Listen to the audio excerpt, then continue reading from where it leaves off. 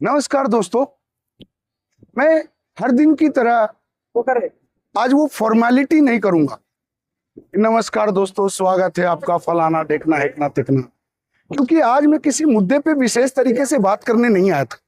आज मैं इस विचार से आया था कि मरीन ड्राइव चला जाए। नमस्कार। मरीन ड्राइव चला जाए, अभी मैं माहौल को एंजॉय किया जाए, हंसी वादियों को एंजॉय किया जाए, इतने खूबसूरत माहौल को एंजॉय किया जाए। कोई गाना सुनाऊं आपको या कोई पोयम सुनाऊं आपको, ऐसे विचार से मैं आया था, लेकिन मन नहीं हो रहा है। पता है क्यों? ये जो माइक हमने पकड़ा है ना, इस माइक की भी अपनी एक गरिमा है। देश दुनिया में जब तमाम तरह की खबरें चल रही होती है ना, तो हम माइक पकड़े जितने भी लोग हैं ना, ये उनका फर्ज बनता है कि हम मुद्दे की बात करें। चलिए, अपराधी प्रवृत्ति के लोगों का तो फिर भी ठीक है। मैं बात कर रहा हूं सिया की। सिया ने अपने पति केतन को मौत के घाट उतार दिया।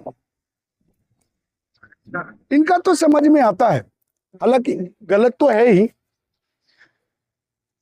मैं सिया से एक सवाल करना चाहता हूं। सिया से मेरा सवाल यह है कि अगर आपको केतन गोयल जी, शायद पता नहीं क्या नाम था उनका, मैं नाम याद नहीं कर पा रहा हूं, गोयल ही रहा होगा, जहां तक मुझे ख्याल है गोयल ही रहा होगा। सिया जी, अगर आप सिया जी तो आप डिजर्व नहीं करती।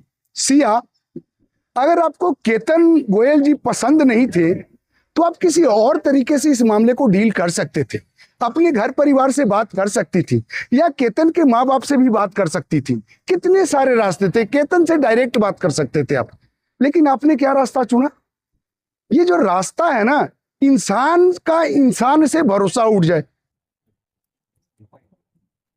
मैं फिर कह रहा हूं कि मैं इस मुद्दे पे इसलिए बात कर रहा हूं ना, क्योंकि अगर आपने माइक पकड़ा है ना, वो ऐसे महत्वपूर्ण मुद्दों पे अगर बात नहीं करते हैं आप, तो आपका ये माइक पकड़ना व्यर्थ है। शर्म करो सिया, शर्म करो। क्या किया है आपने? दूसरी घटना का मैं जिक्र करना चाहूंगा। रेशु गुप्ता, राजस्थान की रहने वाली वो बेटी जो मोमोज का ठेला लगाकर अपना गुजर बसर करती थी। क्या किया? मैंने शुरू में कहा कि चलो अपराधी प्रवृत्ति के लोगों का तो समझ में आता है, लेकिन जब कोई निर्दोष व्यक्ति शासन प्रशासन या सत्ता में बैठे लोगों की वजह से पीड़ित या आहत होता है ना, तो हम जैसे लोगों को बड़ा दर्द पहुंचता है। ये मैंने आपको बताया कि मैं इस जगह को, इस माहौल को, आप इधर आइए जरा सा भैया, इधर आइए। आप देखिए कितना खूबसूरत माहौल है। इस माहौल को मैं एंजॉय करने के मकसद से आया था, लेकिन मेरा मन नहीं हुआ कि मैं आपके सामने दो गाना गुनगुना सकूं या पोएम पढ़ सकूं। आज मैं पोएम पढ़ने के उद्देश्य से आया था, लेकिन मेरा मन नहीं हो रहा कि देश और राज्य भर में या देश और दुनिया भर में तमाम तरह की खबरें चल रही हो और ऐसे में मैं आपको गाना गा के सुनाऊं। बड़ा तकलीफ होता है सर, बड़ा तकलीफ होता है।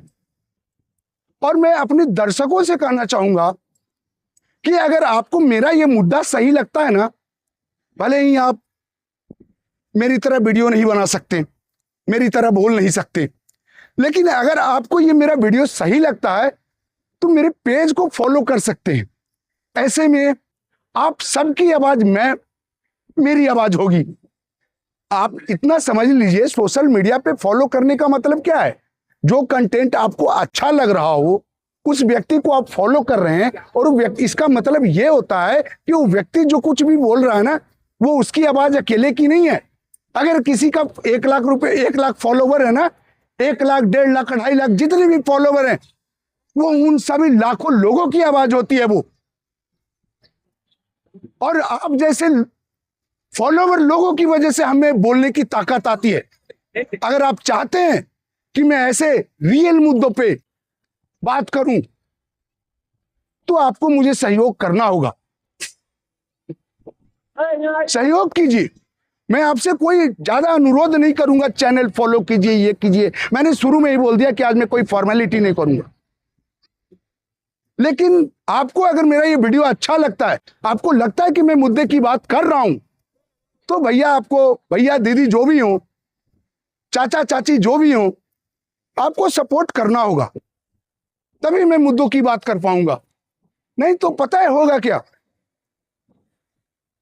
आपको बताने की जरूरत नहीं है। ठीक है, आज के लिए मैं इतना ही कहूंगा, बाकी आप देख लीजिए कैसे क्या करना है। धन्यवाद।